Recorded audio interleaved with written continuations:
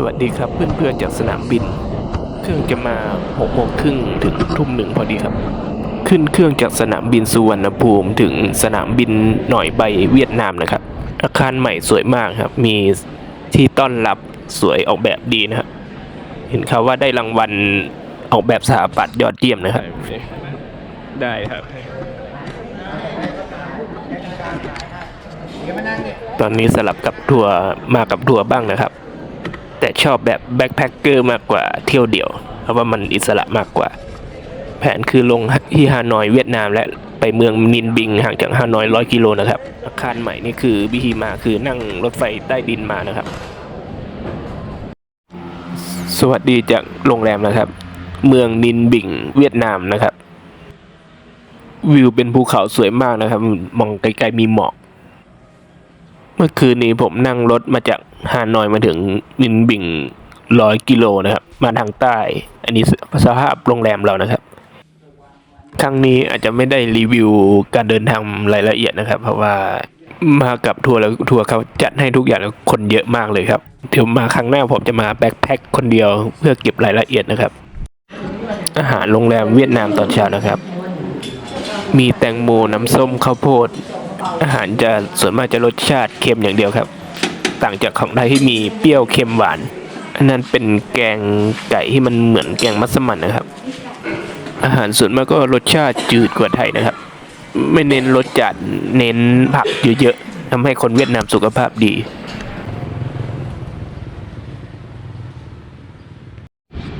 โรงแรมชื่อทิวลิปโฮเทลนะครับชื่อดอกไม้ข้างนอกถนนโล่งทีเดียวถนน4 เลนแล้วก็มันจะมีเสาไฟฟ้าอยู่กลางเลยครับเสาไฟฟ้ากลางเกาะกลางถนนครั้งนี้อาจจะไม่ได้พูดหน้ากล้องบ่อยนะครับคนเยอะอายมากเลยลักษณะตึกบ้านห้องแถวเวียดนามนะครับจะเป็นตึกสูงชะลูดเลยครับ1 คูหานิยมหลังคาสีแดงนะครับเพราะว่าเวียดนามเขาจะเก็บภาษีตามคูหานะครับยิ่งคูหาด้านกว้างมากเท่าไหร่ก็ยิ่งเก็บภาษีมากขึ้นจริงๆถ้ามาเองก็สามารถมาได้นะครับสามารถเรียกแกร็บเวียดนามได้เลยเพราะว่าใช้ระบบเดียวกับไทยนะครับแอปพลิเคชันในโทรศัพท์เดี๋ยวผมจะเล่าประวัติเมืองนินบิงคร่าวๆนะครับที่ท่องเที่ยวเป็นแหล่งทำภาพยนตร์ชื่อดังคองสกูแล้วก็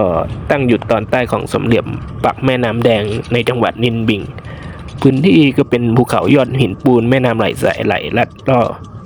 บางส่วนจมอยู่ใต้น้ำและยังถูก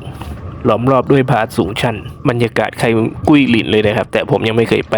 กุ้ยหลินอยู่ที่จีนนะครับระหว่างทางก็จะมีวัดศาลเจ้าทรงจีนเต็มเลยนะครับถึงแล้วนะครับเพื่อนๆบรรยากาศสวยมากเป็นใครกุ้ยหลินนะครับทัวร์ลงเต็มเลยนะครับตอนนี้เพื่อนๆก็จะมีทัวร์นักศึกษาหญิงมาเต็มเลยนะครับใส่ชุดเวียดนามสีขาวนะครับพื้นปูด้วยอิฐบ้านทรงเก่าเมืองโบราณก็จะมีของที่ระลึกขายนะครับทางเข้าก็จะมีพวกหมวกทรงเวียดนามเสื้อผ้าชุดเอาใหญ่ชุดประจำชาติเวียดนามครับผมศึกษามาว่า 70,000 ดองให้กับ100 บาทนะครับขนมแหล่งท่องเที่ยวก็จะแพงหน่อยนะครับประมาณ 50-80 บาทไทยนะครับคนเวียดนามโดยทั่วไปเขาจะตัวเล็กแล้วก็ไม่สูงมากนะครับเพราะอาหารเขานิยมกินผักส่วนมากอยู่ที่ฮาราบกนะครับตอนนี้วิวสวยครับวิวสวยเครื่องประดับต่างๆก็มีนะครับ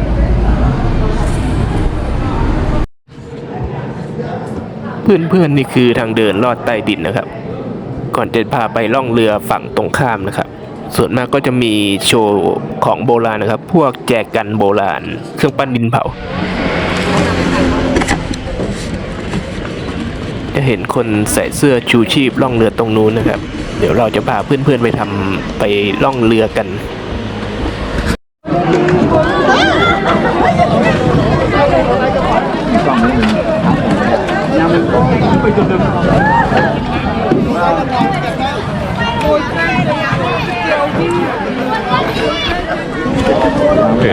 เสื้อชูชีพ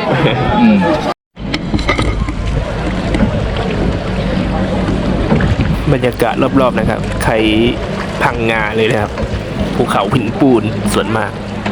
ถ้าประเทศไทยนะครับภาคเหนือก็จะเป็นหินแกรนิตภูเขาเป็นขรุขระนะครับภาคอีสานก็จะเป็นภูเขาแบบ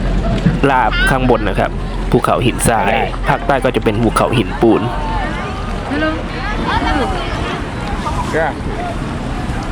สวมใส่ ชูชีพเรือเยอะมากเลยนะครับคนเป็น100 คนนะครับตอนนี้ใช้ Google ได้ป่ะเห็นวัดศาลเจ้าเวียดนามตรงมองมุมไกลๆนะครับสวยมากนะครับบรรยากาศแบบโลกตะวันออกหนังกำลังภายในนะครับ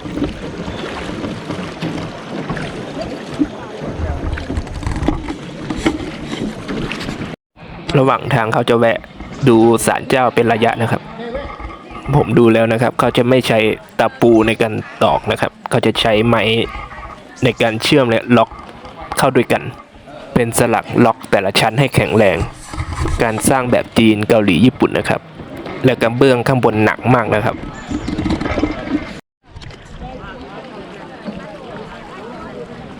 ไอ้กูแซงแล้วนะ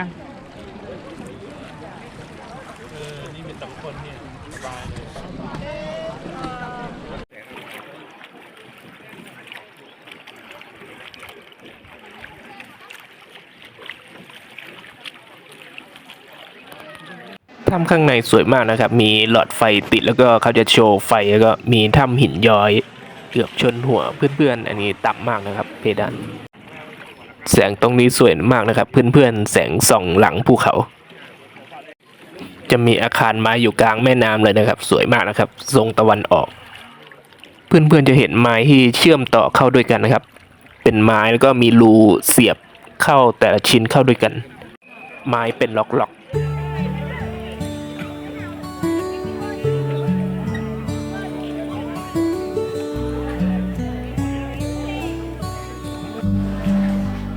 ผมได้ยินมาว่ามันจะมีถ้ำที่ใหญ่ที่สุดในโลกที่เวียดนามนะครับใหญ่กว่านี้หลายเท่านะครับเกือบภายในเกือบ10 กิโลแต่คนจองคิวก็เยอะเหมือนกันนะครับเป็นปีถึงปูนคอยเดินลงมาไม่ได้ขอบ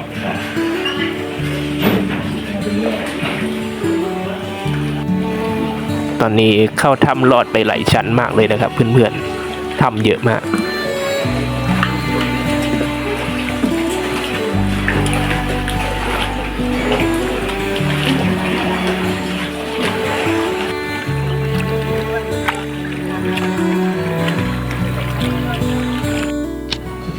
จะแวะศาลเจ้าตรงนี้อีกรอบนะครับมันจะมีร้านขนมขายมีขนมปังนมสดที่มาจากจีนนะครับมัน30,000 ดองนะครับประมาณ40-50 บาทไทยนะครับ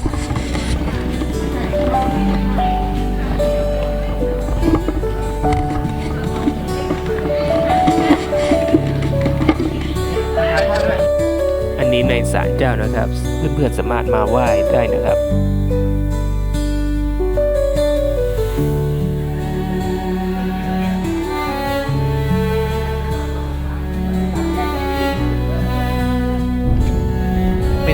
ภาพเยอะเลยนะครับตอนนี้กำลังเดินทางไปฮานอยนะครับเดินทาง100 กิโลประมาณ2 ชั่วโมงนะครับรถเขาจะวิ่งไม่เกิน60-70ประมาณนี้รถทัวร์วิ่งเฉลี่ย60 กิโลเมตรต่อชั่วโมง2 ชั่วโมงมาถึงฮานอยนะครับเวียดนามก็จะเป็นเมืองที่สัญจรเดินมอเตอร์ไซค์เป็นส่วนมากบีบแต่ใครที่จีนเลยนะครับเขาจะบีบแต่ยาวๆเพื่อเป็นการระวังตัวนะครับและผมเห็นบางโซนของเมืองคนเวียดนามก็จะขับมอเตอร์ไซค์ขึ้นไปบนฟุตบาทเป็น10 คันเลยนะครับ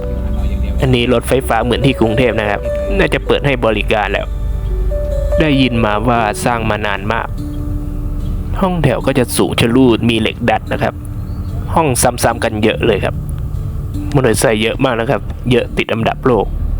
เห็นรถวินฟาสแวบๆนะครับเป็นรถแท็กซี่ในลาวก็มีนะครับรถยี่ห้อนี้แผนต่อไปก็คือไปสปานะครับทุกคนติดตามด้วยนะครับเพื่อนๆโซนทะเลสาบฮวานเกียมนะครับลองค้นหาใน Google Map โซนนั้นมันจะเป็นโซนนักท่องเที่ยวนะครับขายทัวร์เต็มเลยครับ คนที่ไม่ได้จองทัวร์ก็สามารถมานี่ได้นะครับ จองรถเมล์รถบัสที่มันเป็นรถนอนนะครับรถนอนเลยนะครับ